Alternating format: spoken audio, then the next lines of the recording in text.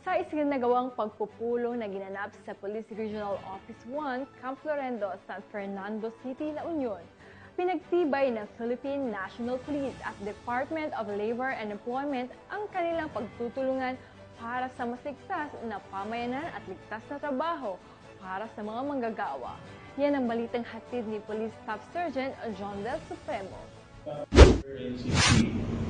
We look forward to today's exchange of ideas and dialogue. Noong ika-11 ng Agosto taong kasalukuyan, bumisita at nakipagpulong si Ezekiel Ronnie E. Guzman, ang Regional Director ng Department of Labor and Employment, kay Police Brigadier General Dindo R. Reyes, Regional Director ng Police Regional Office 1.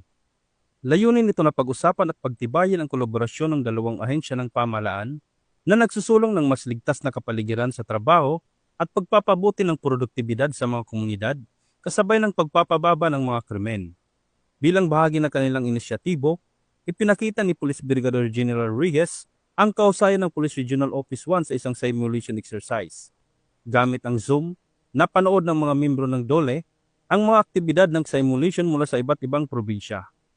Kasama sa pagsasanay ang isang radio communication challenge at area familiarization upang mapabuti ang kahandaan at bilis ng pagtugon ng mga kapulisan.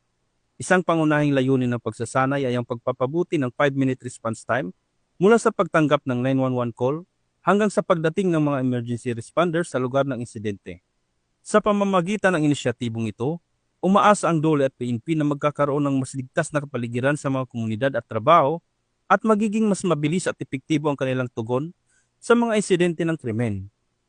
Mula dito sa Ilocos Region, ako ang inyong PNN correspondent, Police Staff Sergeant John Del Supremo, alagad ng batas, taga-taguyod ng Balitang Pulis.